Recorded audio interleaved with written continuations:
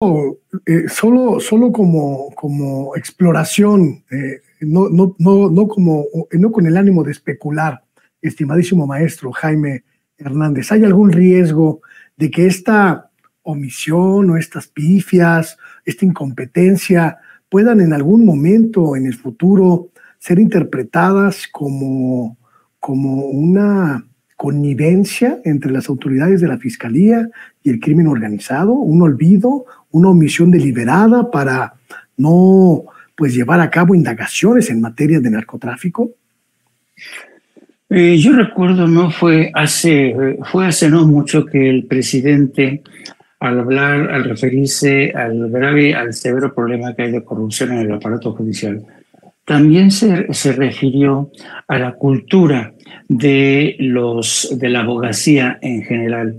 Si tú, por ejemplo, haces un sondeo o haces un estudio de campo sobre quiénes son los abogados más exitosos a la hora de ser contratados, de tener los grandes despachos, por regla general, son aquellos abogados que se han convertido en expertos en encontrar fisuras, en expertos en escurrir el bulto y se aprovechan, como decía bien César Gutiérrez, se especializan en encontrar por dónde es la parte más débil de la acusación. Entonces siempre existe ese riesgo y esto tiene que ver muchísimo con la cultura, sí, de la abogacía, también con el tema de la corrupción.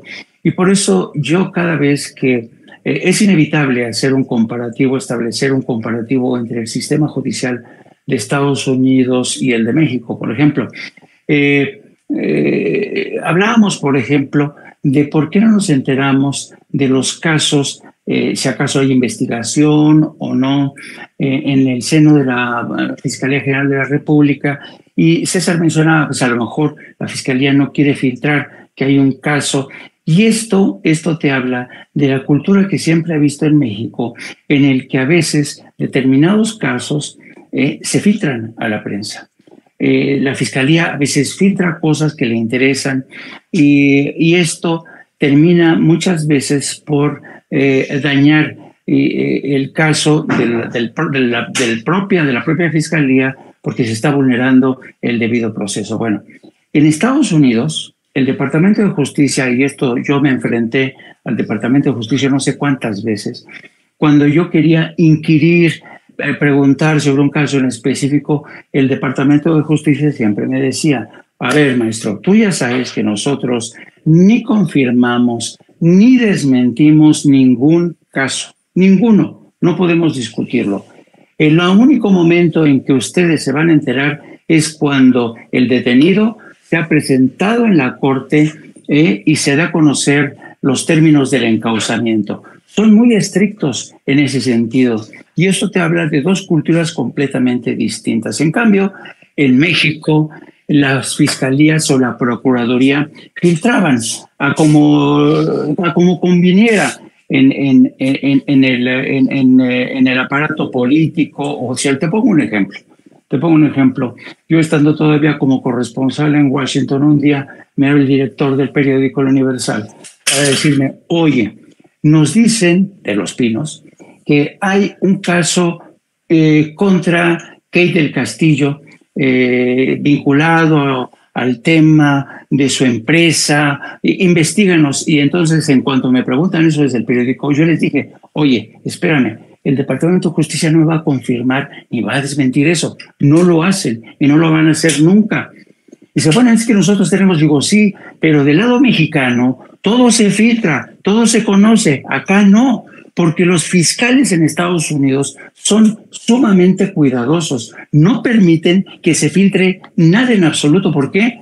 Porque un caso tan relevante como, por ejemplo, el caso del Chapo Guzmán, el caso de toda esta gente del Mayo y el Zambada, no pueden permitirse que se filtre ni un solo detalle, porque entonces los abogados de la defensa dicen: se vulneró el debido proceso.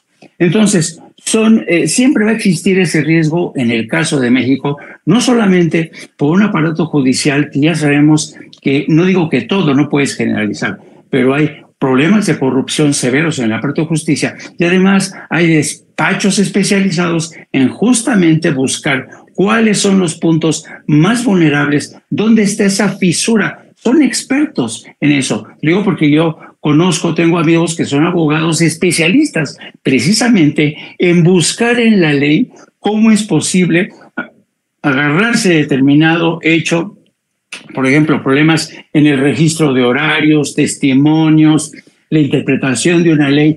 César sabe mucho mejor de esto que yo, pero créeme, siempre va a existir ese riesgo en el caso de México. Hay un tema que también